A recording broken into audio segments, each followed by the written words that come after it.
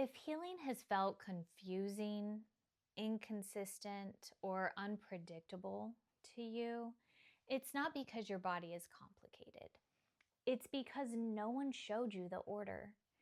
Healing doesn't happen just through effort, it happens through sequence.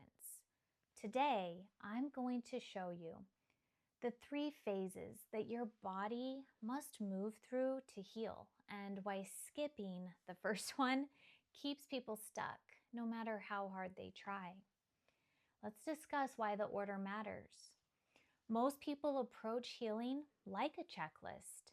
They focus on supplements, diet changes, protocols, and cleanses. But the body doesn't heal through tools. It heals through readiness.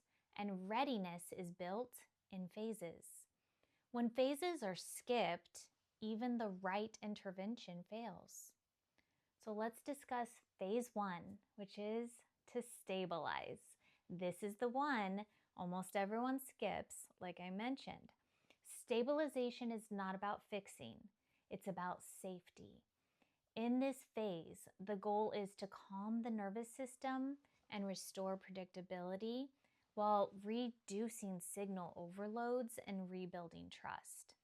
This looks like regular meals, adequate fuel, consistent sleep, reduced decision fatigue, and gentle rhythms. No cleanses, no pushings, no extremes. Until the body feels safe, it will not heal. So how to know when you're ready to move on? People always ask, how do I know when stabilization is working?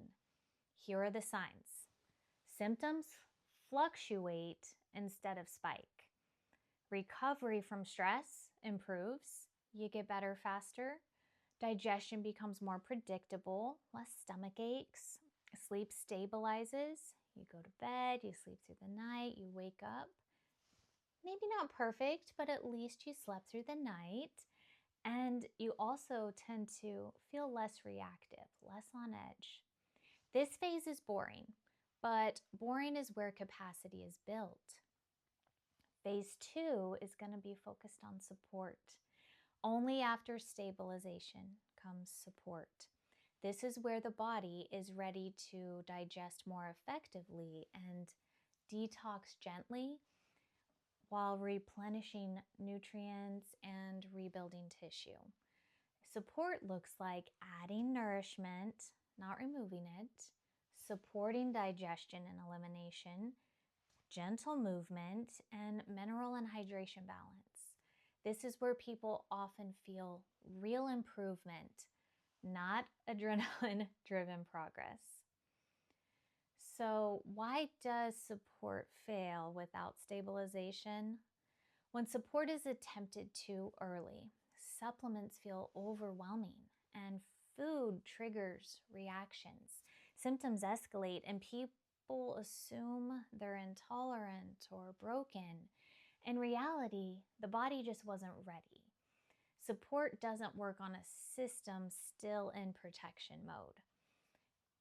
Think of it like being on a roller coaster and starting to feel sick and wanting to feel better. You don't just go have a glass of water and something good to eat. You give yourself time. You've got to stabilize and then give yourself the support. Phase 3, we're going to restore. Restoration is what people usually think healing is. This is where targeted protocols may be used or deeper interventions start to make sense. Resilience is rebuilt and capacity expands. This phase is earned. You're working towards it, not forcing it. And when the first 2 phases are honored, restoration feels supportive, not punishing. Now let's talk about why most people cycle in phase 1. Most people unknowingly cycle between destabilization, over-intervention, flare, rest, repeat, not because healing isn't possible, but because sequence wasn't respected. Healing sticks when phases are honored. In the next video, I'm going to tell you exactly where to start if your body got worse when you tried to heal, and how to move forward without fear or guessing. Because information alone doesn't heal, guidance does. If this framework has brought clarity instead of overwhelm, you're ready for the next step. I'll see you in the next video.